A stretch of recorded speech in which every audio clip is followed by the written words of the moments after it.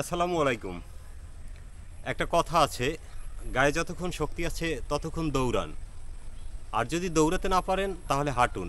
আর যদি হাঁটতে না পারেন তাহলে হামাগুড়ি দিয়ে চলুন।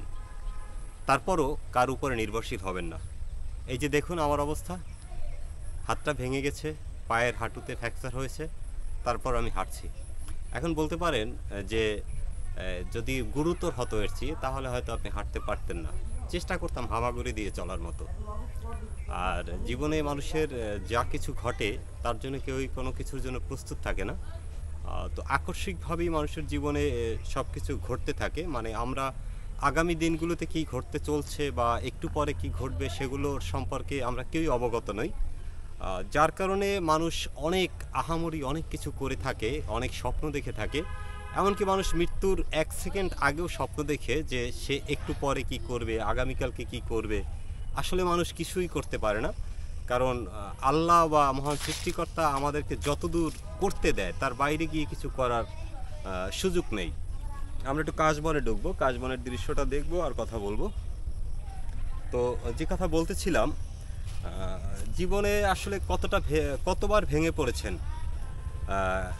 আর সফলতা বলতে আমি এটাকে বুঝি যে আপনি জীবনে কতবার ভেঙে পড়েছেন আর কতবার ঘুরে দাঁড়িয়েছেন।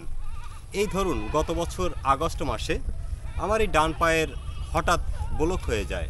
আর ডান পাটি ব্লক হওয়ার পরে আমার কিন্তু হাঁটা চলা একেবারে বন্ধ হয়ে যায় এবং আমি বিছানায় কাটাই কমপক্ষে 3 মাস বিছানায় শুয়ে থাকি, এবং সেটা কাটিয়ে উঠতে প্রায় আমার 1 বছর সময় লেগে যায়। তো এই 1 বছর সময় লেগে যাওয়ার পরে গত মাস দুয়েক আগে আমি মোটামুটি একটু সুস্থ হয়ে উঠি। সুস্থ হয়ে ওঠার পরে আবার প্রচুর কাজকর্ম আমার ভিড় করতে থাকে, অনেক কাজ শুরু হতে থাকে, সেই কাজগুলো করা শুরু করি। কিন্তু ওই যে একটা কথা আছে, যেতে হবে বহুদূর, কিন্তু বহুদূর যাওয়া যায় না। নিয়তি আপনাকে যতদূর নেবে তার চেয়ে বেশি যাওয়া যায় না। তাই আমি আর বেশি যেতে পারিনি। আমি বোয়ালিয়া থেকে বাকরগঞ্জ থেকে বোয়ালিয়া যাওয়ার উদ্দেশ্যে রওনা হলাম। পথিমধ্যে আমার এই দুর্ঘটনায় হাতটি ভেঙে গেল। তো হাতটি ভেঙে যাওয়ার পরও আমি প্রবল আত্মবিশ্বাস নিয়ে মহান আল্লাহর উপর ভরসা রেখে আমি হাঁটছি। আপনাদের সাপোর্ট, আপনাদের ভালোবাসা এবং অগণিত মানুষের দোয়ার কারণে হয়তো বেঁচে আছি। কারণ মানুষ বেঁচে থাকে কিন্তু মানুষের দোয়া এবং আশীর্বাদে। পৃথিবীতে দুইটা জিনিস লক্ষ্য রাখবেন।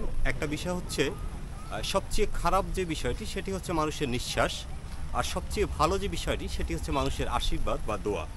এই দুইটা জিনিস যদি আপনি ম্যানেজ করে চলতে পারেন তাহলে আপনার জীবন সফল, সাকসেস।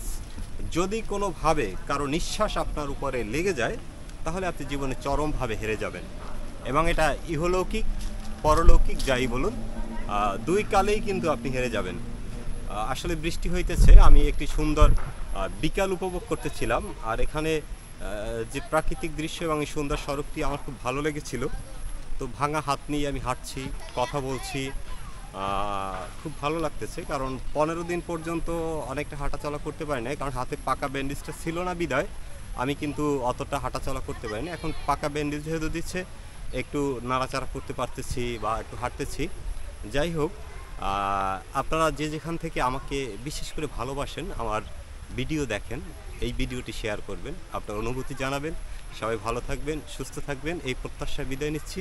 আমি এস এম পলাশ। আল্লাহ হাফেজ।